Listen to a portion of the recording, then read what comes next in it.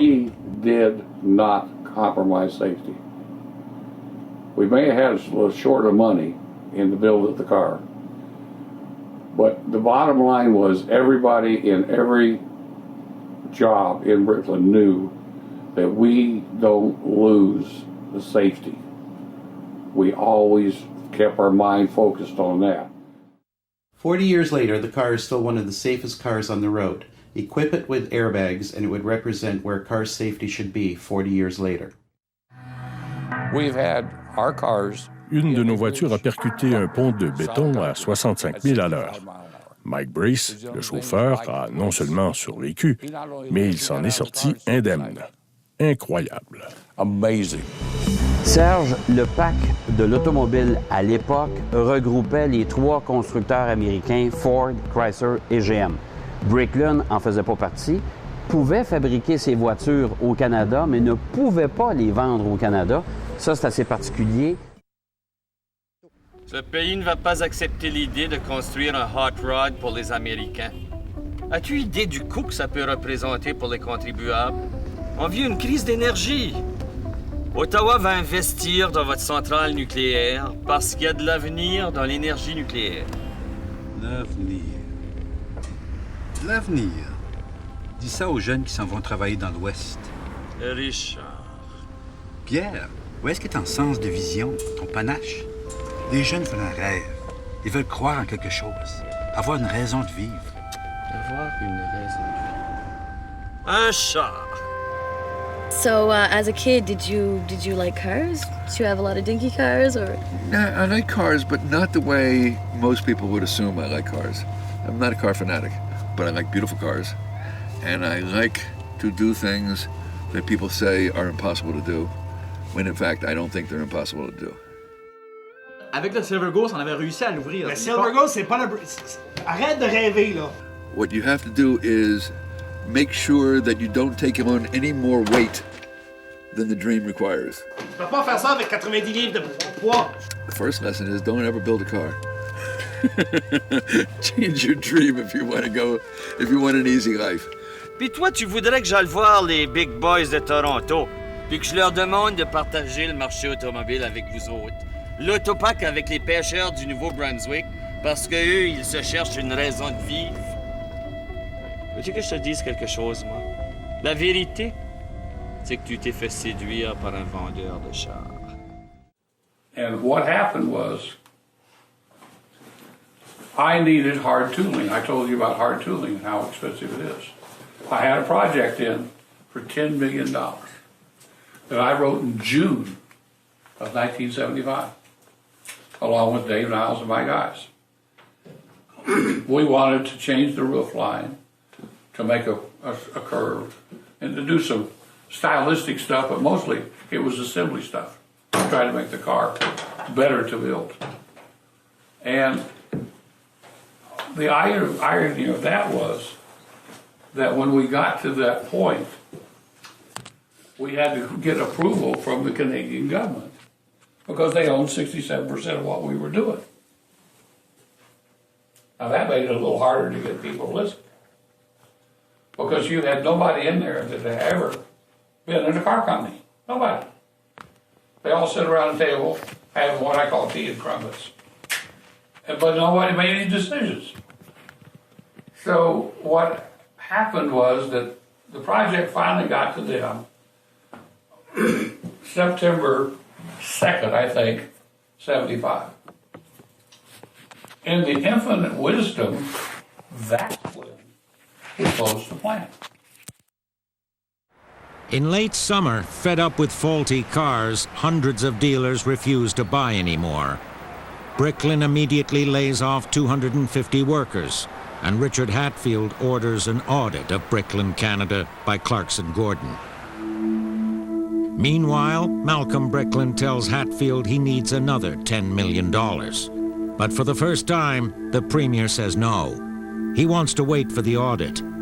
A few days later, it arrives on his Fredericton desk. The Clarkson Gordon report came back after interviewing all the personnel, showing that the losses for Bricklin Canada were at least 16 million and probably understated. Another 6 to 7 million for the American companies and probably understated. There would be continuing losses of operation for the next year based on the best projections they could make, and that Bricklin could not continue to operate without at least another $10 million in advances in loans. And then on the Wednesday, which is the date that the cabinet usually meets in New Brunswick, met and made a decision based on the report that they would not put any more capital into it.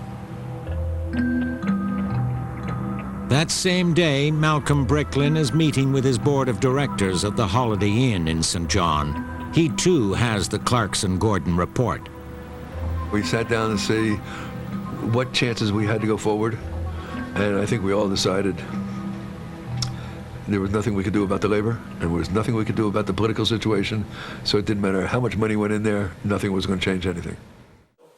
What happened was that we owed $8 million to the suppliers, who of course put us on COD cash. So the $10 million deal, which we needed, which would take 2 years to spend, had now grown to a $14.5 million deal. Whoops, we got $8 more million. Oh my goodness, where are we going to get that $8 million? We can't come up with it. It's not politically expedient to put any more money in Bricklin because Trudell is pissed off.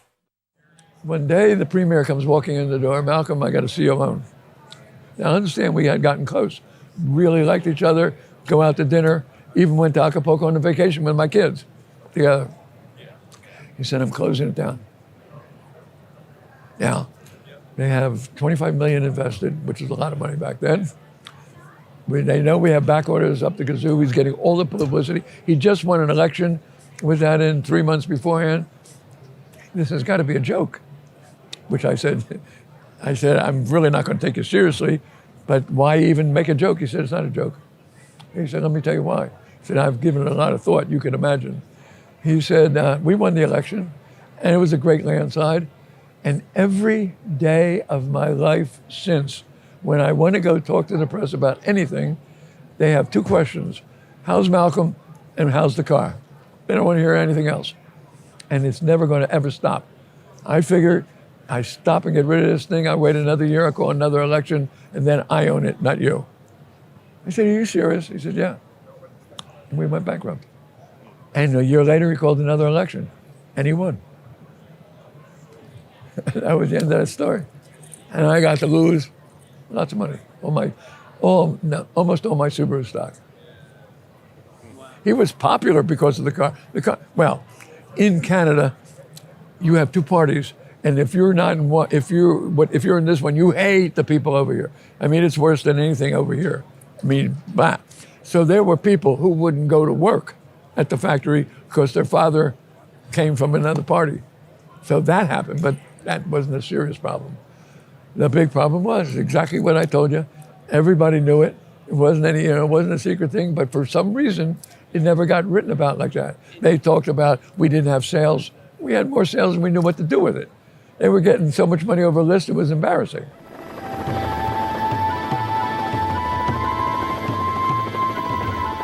That afternoon, as soon as the cabinet meeting ends, Richard Hatfield gets on a government helicopter and heads for St. John and the Bricklin meeting.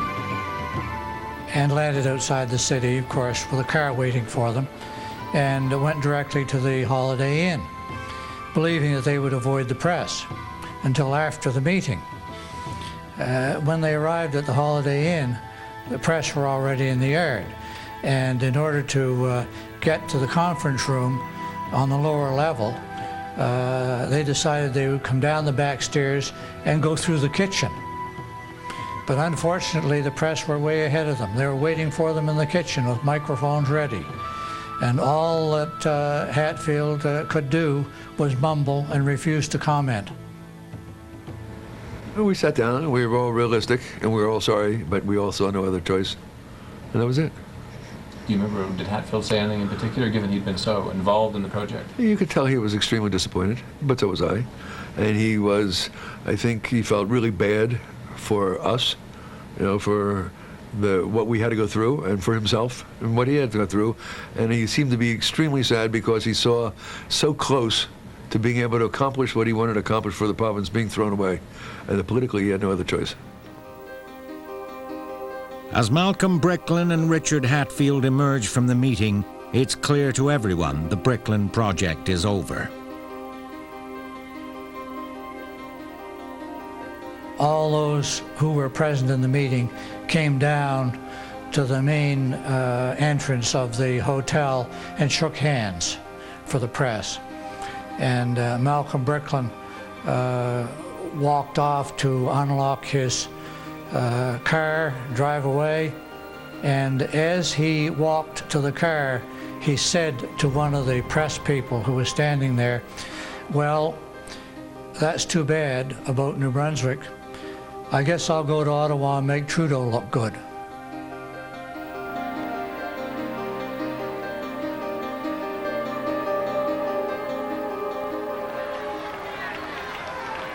With the receivership of Bricklin Canada, the entire Bricklin organization collapses.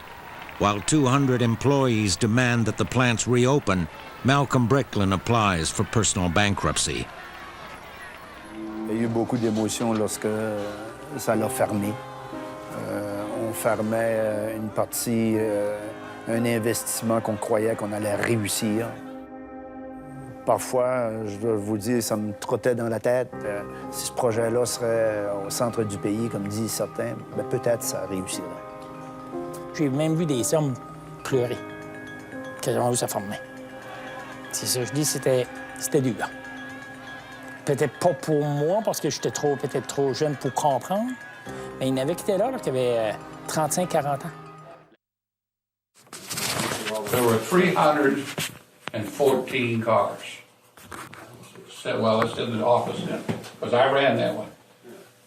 And they were sitting there like little soldiers. We laid everybody off and locked the gates. Now, the wisdom of that was for the Canadian board to review the circumstances. The insanity of that was that $4.532 million of letters of credit were waiting on the cars to be shipped. So we had $4.5 million in sales. I just talked to a guy last week. His dad had cars sold and never got the cars. Never got the cars. It wasn't a problem with production. We had 300 cars sitting there. It was a problem we weren't shipping the 300 cars. I don't understand exactly how that all worked. But then you have to call the suppliers. The people have trucks coming up with parts, right? And say, whoops, can't deliver your parts because the door's closed. So now what do? Then the suppliers suggest we would like to get paid. Who's the baddest dude on the street? You know, and that was me. I turned the lights off. Everybody was gone but me. Now that may be just tenacity. I just refused to quit. Well, you turned the lights off in the St. John plant. I sure did. And with that, the Bricklin SV1 was no more. In late 1975, the company went into receivership. A handful of 76 models were assembled from the remaining parts, making total estimated production just under 3,000 cars. In a bitter twist of fate, even head designer Herb Grass had his company cars repossessed by the bank.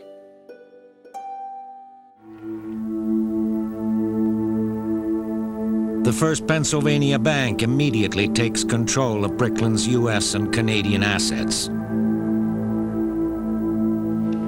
In St. John, the plant is stripped and everything is sold.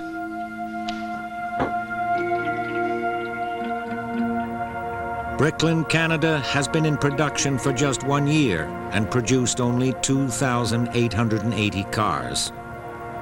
Despite their $23 million investment, 4% of their total budget, New Brunswick is left with nothing. For Malcolm Bricklin, it's the end of a dream. For Richard Hatfield, it's the end of a car and everything it symbolizes.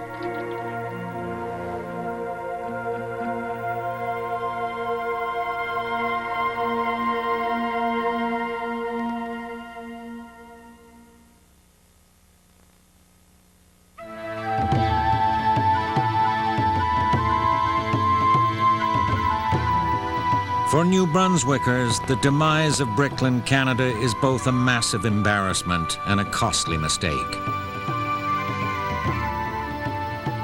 All in all, it was a sting. It was a sting that New Brunswickers were left holding, paying the bills.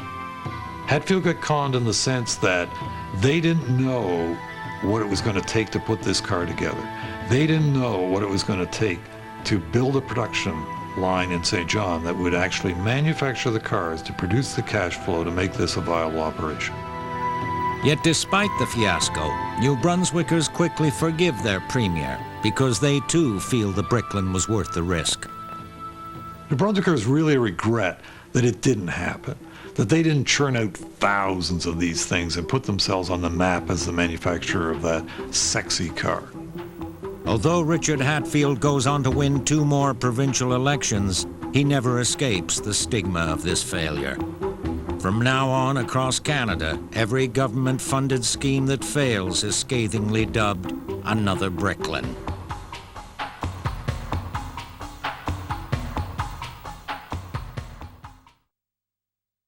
The reason that the Bricklin did not succeed was not Richard's fault or the government of New Brunswick. It was the federal government that refused to get on board with the same support that they were giving to other companies, Ford and Chrysler and everything like that in Canada. Even though they were employing more than 1,000 people in St. John to build the thing, a lot of people who are in the know believe that the Bricklin could have succeeded. His unique personality attracted extra attention during his life. In political circles, Hatfield was a mysterious wild card, but he kept his personal life quiet. Hatfield's Conservatives ruled the province until 1987. All of that changed quickly when Frank McKenna's Liberals swept the fall election, taking all 58 seats. I think he had achieved just about everything that he had set out to do, and it was, he didn't want to resign and walk away from the party before the election or anything like that. Hatfield was named senator in 1990, but served less than a year. Richard Hatfield died at the age of 60 on April 26, 1991, from brain cancer. He was always a proud New Brunswicker. Other than his political duties, Hatfield served as director of the Canadian Council of Christians and Jews. He was also an honorary member of the New Brunswick division of the Canadian Red Cross Society and the Provincial Council of the Boy Scouts of Canada. As New Brunswick Premier, he received the honorary title Chief Rolling Thunder from the Mi'kmaq Maliseet Nations. His unwavering promotion of his native province was ever present. For this, and for having unified the 2 distinct linguistic communities of New Brunswick, Richard Bennett Hatfield is one of the 12 New Brunswick greats.